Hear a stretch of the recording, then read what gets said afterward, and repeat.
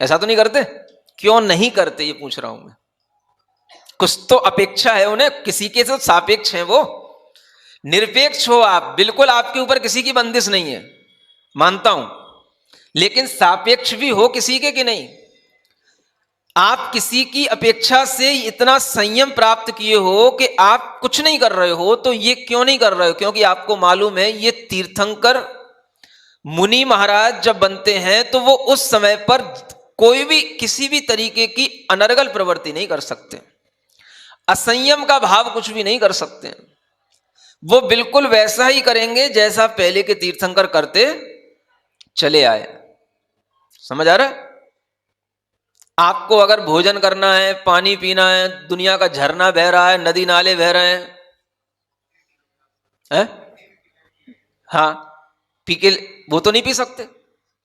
क्यों आपको किसी के घर पर ही जाना पड़ता है? क्यों अंजलि में ही भोजन करना होता है? क्यों खड़े होकर के ही भोजन करना होता है? तो आप निरपेक्ष होकर के भी सापेक्षता तो दिख रही है। समझ आ रहा है?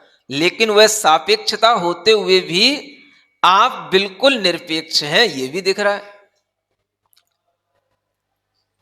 क्या समझ आ रहा है? बंदिशें हैं भी हैं और नहीं भी हैं। देखने वालों को दोनों चीजें दिखाई देती हैं और दोनों चीजें देखना भी चाहिए। सापेक्षता है और निरपेक्षता। आप बद्ध भी हैं और मुक्त भी हैं। क्या समझ आ रहा है? बंधे होकर के भी मुक्त की तरह है, बद्धोसी मुक्त इव, यानी आप कर्म के बंधन से बद्ध हैं, लेकिन फिर भी ऐसा लग रहा है जैसे आप बिल्कुल मुक्त हैं, क्योंकि आपके ऊपर किसी का कोई अनुशासन नहीं है, लेकिन फिर भी आप अनुशासित हैं। नहीं समझ आ रहा? कोई आपके ऊपर अपनी कोई भी मतलब मॉनिटरिंग नहीं कर रहा है, कोई आपको अपने अंडर में नहीं चला रहा है, कोई आपको अपने प्रेशर में नहीं रखे हुए, लेकिन फिर भी आप अपने अंतरंग से आत्मानुशासन से युक्त हैं। समझ आ रहा है? ये बहुत बड़ा अनुशासन है। किसका नाम? आत्मानुशासन। आप बद्ध होकर के भी मुक्त हैं और मुक्ति में रत होकर के भी बंधे हैं। अब कोई आपसे कहे कि आप बिल्कुल मुक्त हैं, तो मुक्त कैसे हो गए? आपका मन तो मुक्ति में लगा हुआ है, तो मुक्ति से तो बंधे हो। अरे भाई, स्तुति ऐसी की जाती है। आप मुक्ति में रत हो रहे हो, मुक्ति से बंध रहे हो, और अपने आप को एक तरफ मुक्त भी कह रहे हो।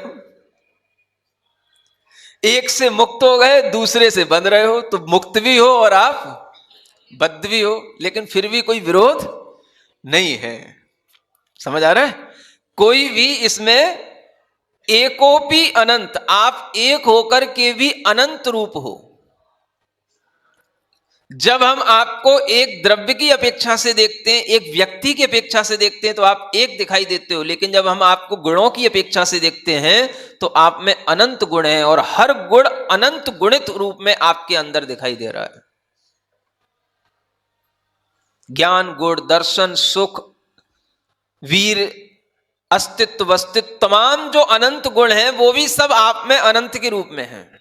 आप एक होकर के भी अनंत रूप हो और अनंत होकर के भी एक रूप हो। अपने आत्मानुशासन से युक्त होकर के भी आप जिन शासन से को चला रहे हो। अब आपने जिन शासन को चलाया नहीं, जिन शासन को आपने आगे बढ़ाया नहीं, आप तो अपने आत्मानुशासन में रहे, लेकिन फिर भी आपसे ही जिन शासन आगे बढ़ा। तो जिन शासन तो एक बाहर की चीज हो गई, आत्मानुशासन भीतर की चीज हो गई। तो दोनों चीजें एक साथ कैसे चलेंगी? जहां बाहर की चीज है वहां भीतर की नहीं होगी, जहां भीतर की चीज चलेगी तो बाहर की नहीं चलेगी, और दोनों चल रही हैं। समझ आ रहा है? तो ये विचित्रताएं भी स्तुति का विषय बन जाती हैं। इसको बोलते हैं विरोधाभास। अलंकार के साथ में भगवान की स्तुति करने का मन हो जाना। समझ आ रहा है? विरोध होते हुए भी कोई उसमें विरुद्धता न दिखाई दे, और विरोध भी अगर दिखाई दे तो कोई वो आपके ऊपर लांछन के लिए नहीं है, वो भी अच्छा ही है। नहीं समझ आ रहा है? आप लोग नहीं गाते हो कभी कभी? कौन सा भजन गाते हो? 10 धर्म का सेहरा लगा लिया और वो दूल्हा बना दिया, और वो है, संयम का बाना पहना दिया और आपने जो है ना मुक्ति वधु से विवाह करा दिया, तो ब्रह्मचारी होकर के अब ये विवाह कहां से होने लगा? समझ आ रहा है? ये भी वही इस तरह का अलंकार है। तो इस तरह से भी किसी भी भाव में विरोध दिखाई देकर के भी वह कोई विरोध दिखाई नहीं देता है। और वास्तव में देखा जाए तो जहां पर इस तरह का आत्मानुशासन आ जाता है, वहीं पर सब तरह का अपने आप में बाह्य धर्म की प्रभावना भी होती है और बाह्य शिक्षा भी लोग ग्रहण कर लेते हैं। समझ आ रहा है? अब भगवान ने किया क्या था? ना तो भगवान किसी यूनिवर्सिटी में पढ़ने गए, समझ आ रहा है, ना तो भगवान ने कोई कॉलेज अटेंड किया, ना उनके पास कोई डिग्री थी। क्या पता आज के साइंस का व्यक्ति अगर पूछने बैठे कि भाई आप इतने बड़े तीर्थंकर को मान रहे हो, कौन से डिग्री होल्डर थे हैं? क्या करी थी इनने? पीएचडी करी थी कि साइंस से क्या करा था इनने? समझ आ रहा है? कुछ नहीं करा था। अब आपकी दृष्टि में क्या बिल्कुल अनपढ़ थे, ठीक है। अनपढ़ होकर के भी वो सबसे ज्यादा पढ़े लिखे थे। चलो ये भी एक स्तुति का ही का भाव बन गया है। बिना डिग्री को धारण किए होकर के भी उनकी डिग्री सबसे ऊपर थी। वो दूसरी यूनिवर्सिटी क्या उनको डिग्री देगी? उन्होंने खुद अपनी डिग्री से यूनिवर्सिटी चला रखी है, जो हजारों वर्ष चलने के बाद तक आज तक चल रही है। क्या समझ आ रहा? लोग तो यूनिवर्सिटियां खोल खोल करके उसमें स्टूडेंट चाहिए, तब डिग्रियां मिलेंगी, तब जाकर के यूनिवर्सिटियां आगे बढ़ती हैं, चलती हैं, और वो भी कुछ सालों बाद बंद हो जाती हैं। समझ आ रहा है? कितनी बड़ी बड़ी यूनिवर्सिटियां पीछे बंद हो चुकी हैं, नई नई खुलती जाती हैं। और ये भगवान की यूनिवर्सिटी देखो, समझ आ रहा है? हजारों साल बीतने के बावजूद भी चल रही है। समझ आ रहा है? और कभी कभी उस यूनिवर्सिटी में हो सकता है स्टूडेंट की कमी हो जाए, लेकिन वो अपने आप, कहीं कोई यूनिवर्सिटी खुली नहीं है, एक नाम भी नहीं कहीं पूरी विश्व के अंदर कि ये भगवान महावीर यूनिवर्सिटी है। समझ आ रहा है? और वो यूनिवर्सिटी चल रही है, शिक्षा मिल रही है, ज्ञान मिल रहा है, आत्माएं अपना उद्धार कर रही हैं। और कहीं पर कोई ऐसा स्थान नहीं है कि बस यहीं पे जाकर के यूनिवर्सिटी खुलेगी, यहीं पे जाकर के डिग्री मिलेगी। डिग्री लेकर के लोग डिग्रियां छोड़ करके उस यूनिवर्सिटी में दाखिल होते हैं। नहीं समझ आ रहा है? डिग्रियां छोड़ करके है? वो डिग्री तो देखी ही नहीं कि डिग्री कब मिली थी। नहीं समझ आ रहा है? हाँ, वो डिग्री जब तक मिली, जब तक तो घर ही छूट गया था। फिर लोगों ने बस बता दिया कि हाँ बस, समझ आ रहा, डिग्री आ गई, लेकिन वो डिग्री तो देखी नहीं कि उसमें था क्या, मतलब ही क्या। तो डिग्री तो छोड़ करके लोग यहां पर आकर के शिक्षा ले रहे हैं, शिक्षा दे रहे हैं। ये कितनी बड़ी यूनिवर्सिटी चल रही है, बिना डिग्रियों के भी यूनिवर्सिटी चल सकती है कि नहीं? समझ आ रहा है? ये सोचने की कोशिश करो। कल हमारे पास में एक पत्रिका आई गुरुकुलम के नाम से, सुन रहे हो? श्वेतांबर समाज में एक अच्छा प्रयास किया गया है, और वो गुरुकुल के रूप में इधर गुजरात में एक साबरमती स्थान है, वहां पर वो गुरुकुल चलता है, जिसमें बच्चों को सब तरीके का अध्ययन कराया जाता है। लेकिन कोई भी किसी भी तरीके की, ये जो एनसीईआरटी और ये तुम्हारे सीबीएसई, किसी से कोई एफिलिएशन नहीं है। बिना डिग्रियों के बच्चों को बस पढ़ाना, उन्हें टैलेंट करना, और सब तरीके से उनके अंदर जितने भी स्किल्स हो सकते हैं वो सब उनके अंदर डेवलप करना। समझ सकते हो आप? ऐसा भी हो सकता है। आप सीखो इन चीजों को, समझो इन चीजों को। आप हमेशा एक ही दिमाग से, एक ही धारा में बह रहे हो। ये देखने की कोशिश करो कि अगर हमारे बच्चे कहीं पर पढ़ने के बावजूद भी केवल वो नौकरी करके ही अपना जीवन निकाल रहे हैं, तो उन डिग्रियों से उनका जीवन कुछ भी नहीं बना है। बिना डिग्री के क्या हम पढ़े लिखे नहीं कहला सकते? ये कौन सा भूत चढ़ गया है सबके ऊपर कि जब तक डिग्री नहीं होगी, कोई भी कॉलेज या यूनिवर्सिटी डिग्री नहीं देगा, तब तक हम पढ़े लिखे नहीं होंगे। हैं? बड़े बड़े साइंटिस्ट भी हुए हैं जो बिना किसी कॉलेजों में पढ़े हुए बड़ी बड़ी जो है साइंस की खोज किए हुए हैं, और उनमें से एडिसन वगैरह ऐसे ही लोग थे। स्कूल तक नहीं थे उनके पूरे, समझ आ रहा है? और इतने बड़े बड़े साइंटिस्ट बने, सब कुछ बना। तो ये इतना भूत चढ़ा हुआ है हर किसी पर कि बड़े बड़े कॉलेजों में जाना, डिग्रियां लेना, जॉब करना। और ये भूत इसलिए चढ़ा हुआ है कि बस घर से बाहर जाना, घूमना, करना, बस पढ़ना, पढ़ने के नाम पर बस कॉलेजों में जाना, डिग्रियां लेना, बस ये भूत चढ़ा हुआ है आज के लोग। समझ आ रहा है? देखो, मैं जिस बात को कह रहा था, कल एक न्यूज आई है, मैं इस न्यूज को आपको पढ़ के यहीं पर सुना रहा हूं। इस न्यूज की हेडिंग है, देश बदलने के लिए शिक्षा बदलना बहुत जरूरी। समझ आ रहा है? देखो, ये न्यूज है, पेपर कटिंग है। क्या है? CCSU में 2 दिवसीय, यहां पर एक मेरठ में ही है, मेरठ की न्यूज है ये, है ना? क्या लिखा है देखो, शिक्षा संस्कृति उत्थान न्यास के राष्ट्रीय सचिव अतुल कोठारी ने कहा, सुनना, कि देश को बदलना है तो शिक्षा को बदलना जरूरी है। समझो, देखो, अब ये बात जब बड़े बड़े लोग भी कहने लगे तो आपको सोचना चाहिए कि महाराज कोई बात बोलते रहते हैं तो व्यर्थ में नहीं बोल रहे हैं। समझ आ रहा है? देश को बदलने के लिए शिक्षा को बदलना बहुत जरूरी है। और मैं इस बात पर बहुत जोर डाल करके कह रहा हूं कि यह शिक्षा देश के विनाश के लिए, देश की उन्नति के लिए नहीं है, हमारी सभ्यता, हमारी संस्कृति के विनाश के लिए है। इससे कोई तरक्की नहीं हो रही देश की। और वही चीज अब यहां से निकल रही है। ये बड़े बड़े लोग, राष्ट्रीय सचिव, समझ आ रहा है क्या कहते हैं? युवा देश के लिए जीना सीखें। क्या सीखें? आज हर व्यक्ति नौकर बनना चाहता है। देखो, स्पष्ट लिखा हुआ है। समझ आ रहा है? कुछ दिनों पहले जब मैंने बात, जब ये बच्चों के लिए कैंप लगाया था, तब बोली थी कि देखो, लड़कियों को जॉब नहीं करना चाहिए, माने नौकरी नहीं करना चाहिए, केवल लड़कियों के लिए बोला था। आज मैंने इसमें देखो सब युवाओं के लिए लिखा हुआ है। लोग समझ रहे थे कि केवल महाराज अपने जैन समाज के लिए कह रहे हैं। इस न्यूज को पढ़ो कि अगर आपको देश बदलना है, आज हर व्यक्ति नौकर बनना चाहता है।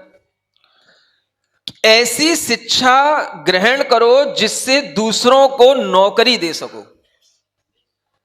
यही तो मैं बोलता हूं, और क्या बोल रहा हूं? यही अपने गुरुदेव कहते हैं बार बार। ऐसी शिक्षा ग्रहण करो कि तुम खुद समर्थ बनो, दूसरों को नौकरी दो। दूसरों की नौकरी करने की तुम्हें क्या जरूरत पड़ी? घर में करोड़ों का बिजनेस चल रहा है और बच्चा जाकर के लाख रुपए की नौकरी कर रहा है। इससे बड़ी विडंबना जैन समाज की और क्या होगी? है? नहीं समझ आ रहा है? लाख लाख रुपए की गिट्टियां घर के लॉकर में रखी हुई हैं। नहीं समझ आ रहा है? और ऐसी, है ना, कितनी सैकड़ों गिट्टियां रखी होंगी घर के लॉकर में। और लड़का जो है अगर जाकर के 1000 रुपए, 50,000 रुपए की, लाख रुपए की नौकरी करे, तो ये क्या हो रहा है दुनिया में? नहीं समझ आ रहा है? वही तो यहां लिखा जा रहा है कि शिक्षा में जीवन की दृष्टि प्राप्त होनी चाहिए। क्या लिखा? शिक्षा में जीवन को समझने की दृष्टि प्राप्त होनी चाहिए। शिक्षा में ऐसे परिवर्तन करने के लिए ज्ञानोत्सव का आयोजन किया जा रहा है। शिक्षा संस्कृति उत्थान न्यास एवं CCSU के शिक्षा विभाग के संयुक्त तत्वावधान में ये 2 दिवसीय कार्यक्रम हो रहा है। इसमें लिखा है, कोठारी ने कहा है कि वर्तमान शिक्षा का संस्कृति से कोई लेना देना नहीं है। अब बताओ, ये कौन सी शिक्षा है? यही तो कहा जा रहा है, कोई भी संस्कृति हो, चाहे वो हिंदू संस्कृति हो, जैन संस्कृति हो, हम उसको भारतीय संस्कृति के रूप में लेकर के चलें। जब हम भारतीय संस्कृति की बात करेंगे तो सब संस्कृतियां उसमें आ जाएंगी। तो शिक्षा ऐसी होनी चाहिए जिसमें भारतीय संस्कृति की बात हो रही हो। जहां भारतीय संस्कृति की बात होगी वहां वैदिक संस्कृति, श्रमण संस्कृति सब आ जाएंगी। तो शिक्षा ऐसी होनी चाहिए जिसमें कुछ संस्कृति की बात हो। तो वो लिखते हैं कि समाज को कुछ देने की प्रवृत्ति बच्चों में विकसित होनी चाहिए। अब बच्चों को, मतलब पढ़ लिखने के बाद समाज को क्या मिलता है उससे? जॉब कर रहे हो, बेंगलोर पुणे में चले गए, कहीं भी सिडनी, भूटान, सिंगापुर, कहीं भी चले गए, वहां जाकर के आप समाज को क्या दे रहे हो? जिस समाज से आप पैदा हुए, जिस घर में पैदा हुए, जिस धर्म में पैदा हुए, जिस संस्कृति में पढ़े बड़े हुए, उसके लिए आपको क्या मिला? आपसे उसको क्या मिला? हर व्यक्ति के अंदर यह बात बहुत अच्छी है कि जहां हम पले हैं, बड़े हुए हैं, उसके लिए भी हमें कुछ करना चाहिए। हमें अपनी संस्कृति को भी कुछ देना चाहिए, हमें अपनी समाज को भी कुछ देना चाहिए। तो वही बात यहां लिखी है कि समाज को कुछ देने की प्रवृत्ति बच्चों में विकसित होनी चाहिए कि हम समाज को क्या देंगे इससे। वर्तमान शिक्षा बच्चों के लिए बोझ बन गई है। नई शिक्षा नीति ऐसी होनी चाहिए कि बच्चों को स्कूल जाने में आनंद आए। समझ आ रहा है? अभी तो उन्हें बोरियत होती है। ऐसी शिक्षा पद्धति बने कि बच्चों को स्कूल जाने में आनंद आए। युवा पैसा कमाने के साथ समाज व राष्ट्र के लिए भी समय दे। बस पैसा पैसा दिख रहा है। कौन सा समाज, कौन सा धर्म, कौन सी राष्ट्र, किसी की कोई बात नहीं। उन्होंने कहा कि अंग्रेजी का हम विरोध नहीं करते, लेकिन देश में उच्च शिक्षा की पढ़ाई भारतीय भाषाओं में भी होनी चाहिए। यही तो गुरुजी कहते हैं। और क्या कहते हैं आचार्य श्री को? और क्या कहना है कि विरोध नहीं है अंग्रेजी का, लेकिन पढ़ाई जो है भारतीय भाषाओं में भी पढ़ाई होनी चाहिए। और जब तक ये नहीं होगी तब तक संस्कृति को हम सिखा नहीं सकते। लेकिन देश में उच्च शिक्षा की पढ़ाई भारतीय भाषाओं में भी होनी चाहिए। सिविल सेवा प्रारंभिक परीक्षा में सीसेट प्रणाली तक तर्क संगत न होने के कारण हमने नई शिक्षा नीति में इसे हटाने का सुझाव दिया है। शिक्षा में आज व्यावहारिकता नहीं रह गई है, पहले प्रैक्टिकल होने चाहिए, इसके बाद में थ्योरी पढ़ाई जानी चाहिए। ऐसे ये विचार हैं। समझ आ रहा है? व्यावहारिकता तो कुछ बची नहीं शिक्षा में। बच्चे माँ बाप के साथ, बड़ों के साथ कुछ भी व्यवहार करना नहीं जानते।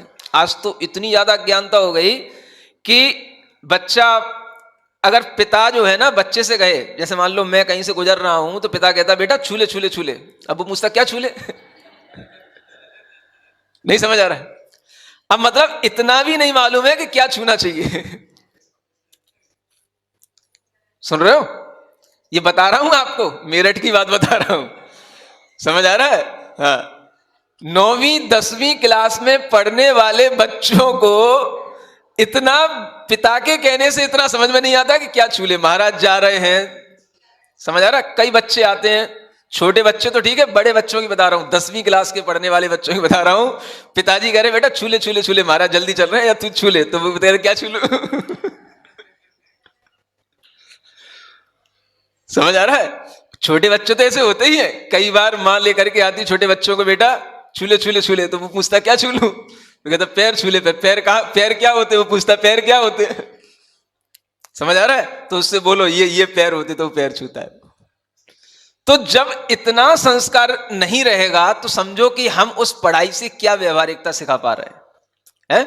इस पढ़ाई से हमें क्या लाभ होगा? तो इतनी व्यावहारिकता तो इस पढ़ाई के अंदर आनी चाहिए। इसीलिए मैं कहता हूं कि आप लोगों को भी एक अवेयरनेस पैदा करने के लिए कम से कम ऐसा करना चाहिए कि ऐसा आप ये मत सोचो कि हम कोई दुनिया से हटकर के काम कर रहे हैं। आप ये सोचो कि दुनिया के लोग भी इस तरीके का विचार रख रहे हैं और ऐसे सैकड़ों लोग मिलेंगे, वो आपके साथ शामिल होंगे।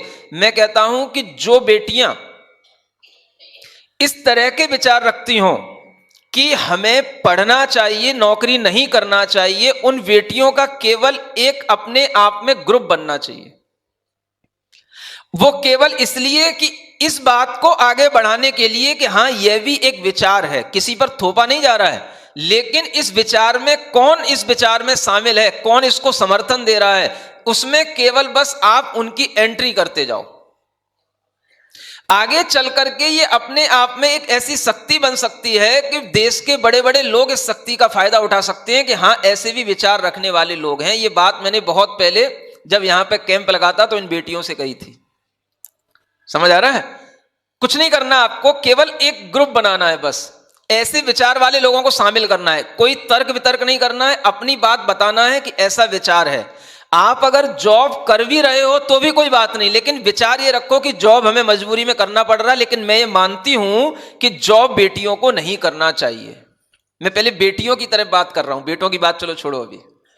समझ आ रहा है? वो तो कहीं भी कुछ भी नौकरी वोकरी करते रहे, कुछ बात नहीं है ना। बेटियां समाज की इज्जत होती हैं, बेटियां रत्न की तरह होती हैं, उनको हमें संभाल करके रखना चाहिए। लड़के तो कहीं पर भी घूमते रहते हैं, कुछ भी कर लेते हैं, उनसे कोई मतलब नहीं है। समझ आ रहा है? लेकिन अगर बेटी को हम अगर एक इज्जत देना चाहते हैं तो उनसे हमें नौकरी नहीं करानी चाहिए, ये कहने का मतलब है। समझ आ रहा है? जिनकी कोई जरूरत हो वो एक अलग बात है। और नौकरी में भी वैसी नौकरियां जो ये मल्टीनेशनल कंपनियों की नौकरियां, या जिनमें कोई जो है हम समाज के लिए कुछ नहीं कर पाते, अपना टाइम पूरा का पूरा, जिसमें पूरा का पूरा टाइम खर्च हो जाता है, ऐसी नौकरियां। अगर आप कहीं पर शिक्षा देते हैं तो वो नौकरी अच्छी है। आप अगर कोई डॉक्टरी कर रहे हैं वो नौकरी अच्छी है, क्योंकि आप कुछ कर रहे हो, समाज के लिए कर रहे हो, समाज के बच्चों को पढ़ा रहे हो, किसी को डॉक्टरी से कुछ बता रहे हो, कुछ इसी का हित कर रहे हो। ऐसी नौकरियां जो सिर्फ कंप्यूटर में अपना दिमाग खराब कर रही हैं और कुछ नहीं हो रहा है, उन नौकरियों की मैं बात कर रहा हूं। तो एक सही विचार इस तरीके से लोगों तक पहुंचाया जाए, पॉइंट्स बनाए जाएं, और इन पॉइंटों में एक साइलेंट तरीके से एक ग्रुप तैयार किया जाए, और इसके माध्यम से कम इतना तो समझ में आएगा कि हाँ, कुछ लोग इस तरह के विचार को भी आगे बढ़ा रहे हैं, और कुछ लोग इस तरह का विचार भी रखते हैं, और वो विचार देश हित में है, किसी एक समाज हित में नहीं है, देश हित में ये विचार है। इस प्रकार के विचार को बढ़ाने के लिए भी आपके पास में लोगों के व्यू होने चाहिए, लोगों की आपके पास में, मतलब केवल कुछ नहीं है तो एक उनकी बस अपनी बस इतनी अपील होनी चाहिए कि हाँ, हम आपके साथ में हैं। करना कुछ नहीं है, कोई हमें आंदोलन नहीं करना, कोई हमें कहीं पर धरना नहीं देना, कोई हमें कुछ नहीं करना, सिर्फ साइलेंट तरीके से इस तरीके के विचार वाले लोगों की संख्या बढ़ाओ, तो वो कभी ना कभी काम में आएगी। ये कहने का मतलब है मेरा, समझ आ रहा है? ये तब आपको पता पड़ेगा जब ऐसे ऐसे लोग आपके साथ में होंगे, तब आपको लगेगा कि हमने कोई काम करना शुरू किया था तो आज वो हमारा काम इन लोगों के द्वारा भी एप्रिसिएट किया जा रहा है। समझ आ रहा है? इस तरीके के विचारों से भी हम कुछ जन जागृति फैला सकते हैं, और अपनी बहुत सारे पूरे भारत देश की हर समाज की बच्चियों को भी एक नई राह दिखा सकते हैं, नई शिक्षा के पथ पर अग्रसर कर सकते हैं, जो हर किसी को ये लग रहा है बस job job job, BTech MTech job job बस। समझ आ रहा है? इससे बचाने के लिए कोई प्रयास अगर आप कर सके तो बहुत सार्थक होंगे। बोलो महावीर भगवान की। आज काव्य नंबर 51। अद्यापि ते प्रवचनाम्बो मनः पिपासा, पीत्वापि त्रस्यति विलोक्य पुनर्दिद्रक्षा। एतन्मनोरथयुगस्य यदा हि पूर्तिः, साक्षात् भवेन्मम विमुक्तिकथा तदालम्। तेरे वचन नीरकोपीने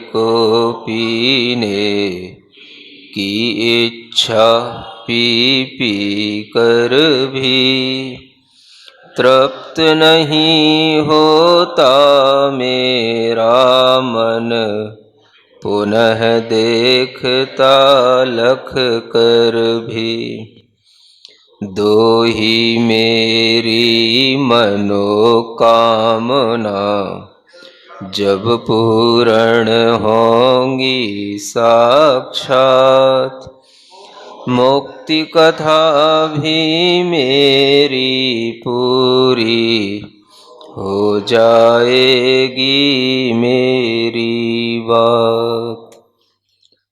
भगवान की भक्ति में निरंतर जब हृदय आप्लावित हो जाता है तो भक्त का मन केवल दो ही बातों में लगता है, जो दो बातें यहाँ बताई जा रही। अद्यापि ते प्रवचनाम्बु मनः पिपासा। हे भगवान, जब आपका दर्शन नहीं होता तो उस समय पर आपके प्रवचन, आपके वचन सुनने की एक मन में पिपासा बनी रहती है, और वो पिपासा इतनी तीव्र होनी चाहिए, होती है कि पीत्वापि तृप्यति, कि पीकर के भी जो है वो तृप्त नहीं होता है।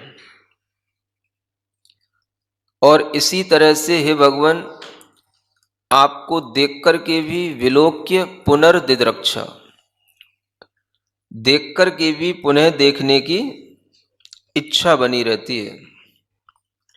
ये दो प्रकार की ही एक मेरी मनोरथ है, मेरी कामनाएं हैं, मेरी इच्छाएं हैं, और इनकी जब पूर्ति हो जाएगी तो हम समझ लेंगे कि हमको हमारी मुक्ति की कथा पूरी हो गई, यानी हमारा कल्याण हो गया। दो प्रकार की ये इच्छाएं तीव्रता के साथ में यहाँ बताई जा रही हैं कि आज भी हे भगवान आपको देखने की और आपको सुनने की जो इच्छा है वो इच्छा कभी भी पूरी नहीं होती है। जिसे हम कहते हैं जितना हम अपने इष्ट को देखते हैं उतना ही और देखने का भाव उत्पन्न होता है। और सही भक्ति तभी होती है जब हमारे अंदर बार बार अपने इष्ट का स्वरूप देखने की, उनका दर्शन करने की बार बार इच्छा होती रहे, और वह देखने का भी एक कौतुक बना रहना चाहिए। कौतुक जानते हो?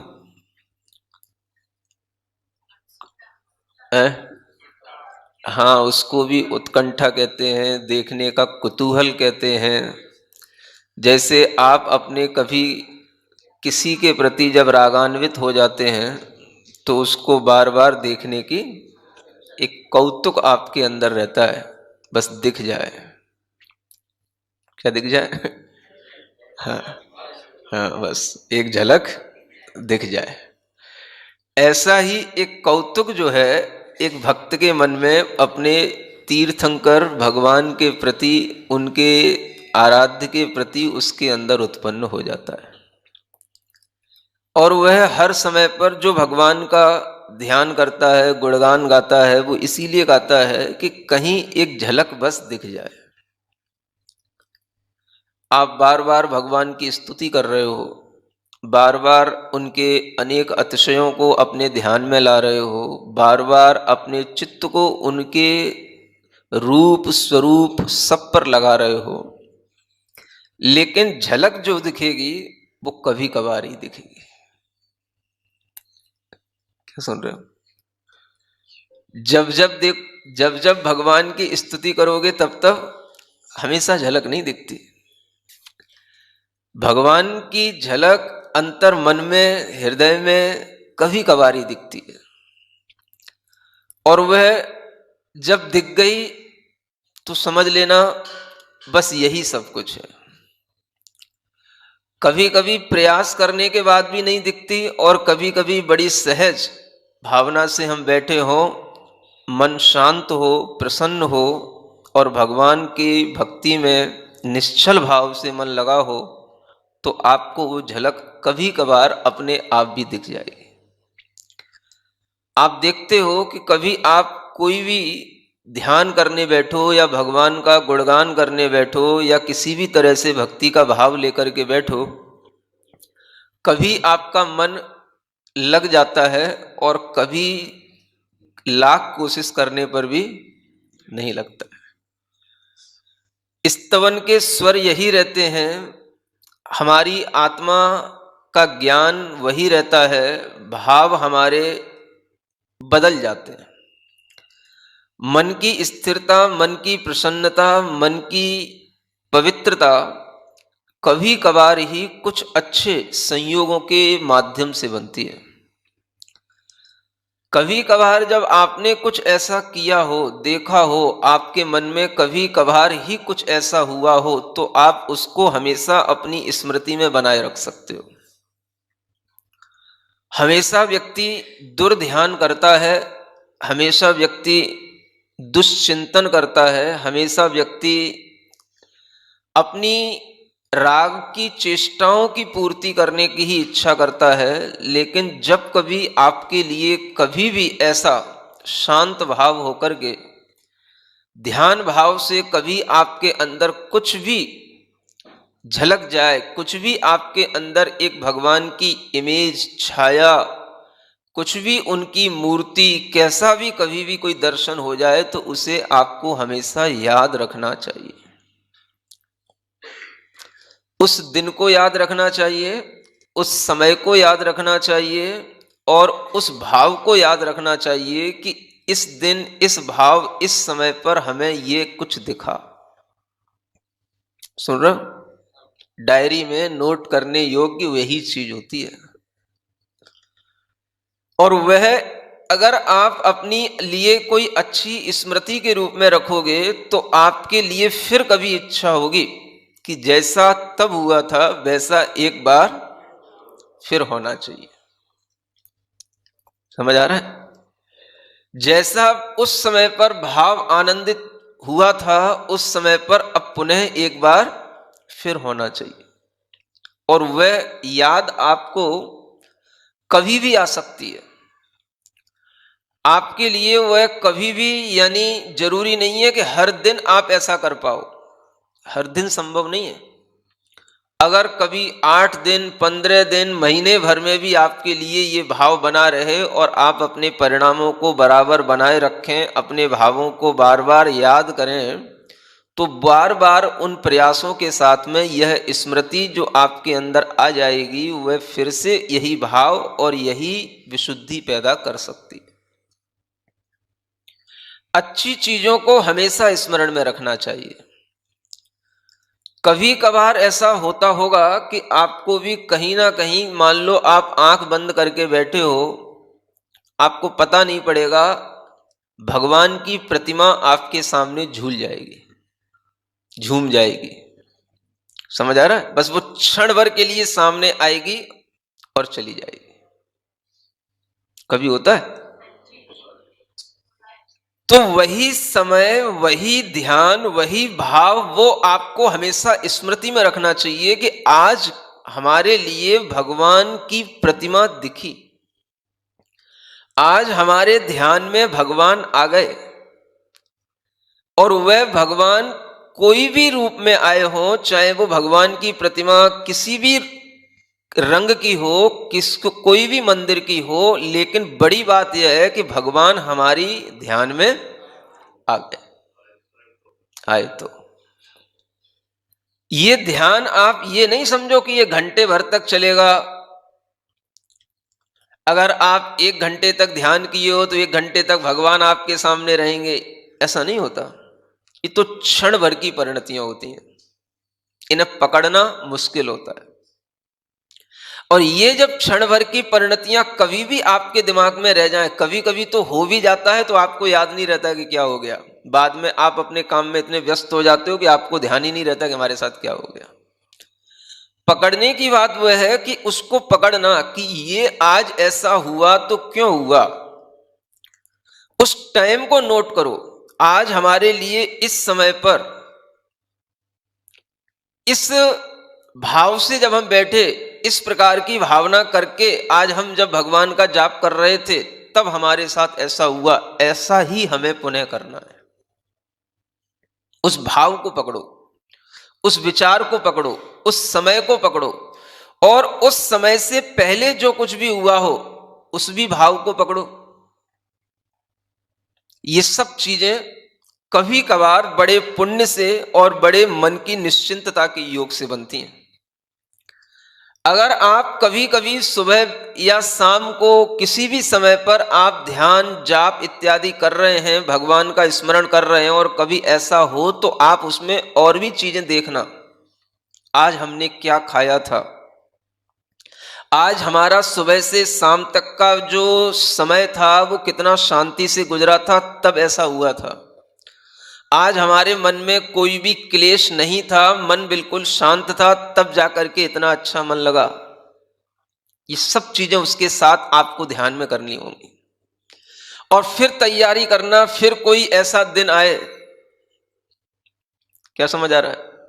हर दिन हो तो ना एक समान, ये ध्यान रखना। आप सोच भले ही लो कि हम रोजाना भगवान का ध्यान करेंगे, लेकिन रोजाना आपके मन में नई नई तरीके की, अलग अलग तरीके की आकुलताएं होंगी, अलग अलग तरीके की चिंताएं होंगी, अलग अलग तरीके के क्लेश होंगे मन में, अलग अलग तरीके की आकांक्षाएं होंगी मन में, और वो सब डिस्टर्ब हो जाता है। जब आपके लिए एक बार ऐसा हो जाए तो उसको पुनः ध्यान में लाने के लिए आप केवल उस समय को ही ध्यान न रखो, उस समय से पहले भी जो कुछ घटित हुआ है उसको भी ध्यान में रखो। आज हमने सुबह से, अगर सुबह घटित हुआ तो शाम की रात की परिणति ध्यान में रखो कि हम रात में कब सोए, किन भावों से सोए, कितनी निश्चिंतता से सोए, तब जाकर के सुबह उठ करके हमारे लिए इस तरह का परिणाम आया। अगर शाम को ऐसी परिणति बने तो सुबह की बात ध्यान में रखो कि सुबह से शाम तक हमने आज कितना शांति से दिन व्यतीत किया, हमने अपने घर के काम में कितना आज मन लगाया नहीं लगाया, उसके कारण से आज हमारे परिणाम शांत हुए, किस कारण से हुए। आज हमें उपदेश सुनने को मिला, दर्शन करने को मिला, सानिध्य मिला, किस कारण से हमारे परिणाम आज प्रसन्न हुए, वो सब बात आपके ध्यान में जब आएगी तब जाकर के पुनः आप वैसी योजना कभी बना पाओगे। और वो बनते बनते भी योजना फिर से वैसा हो जाए जरूरी नहीं होता, बहुत दुर्लभ होता है। ऐसे जो स्मृति आप अपने दिमाग में रख करके और इसी के लिए अपने अंदर एक कौतुक पैदा करोगे कि हे भगवान हमारे लिए बार बार यही होवे, तो वह भगवान की भक्ति से मन में आनंद पैदा होता है। और जब मन में ऐसा आनंद पैदा होता है तो आप बार बार ये ख्याल करोगे कि भगवान के समौ शरण में हम बैठे हैं, हम भगवान का दर्शन कर रहे हैं, हम भगवान का दिव्य ध्वनि का श्रवण कर रहे हैं, हम भगवान की तत्व चर्चा को अपने स्मरण में ला रहे हैं और उनका कानों से श्रवण कर रहे हैं।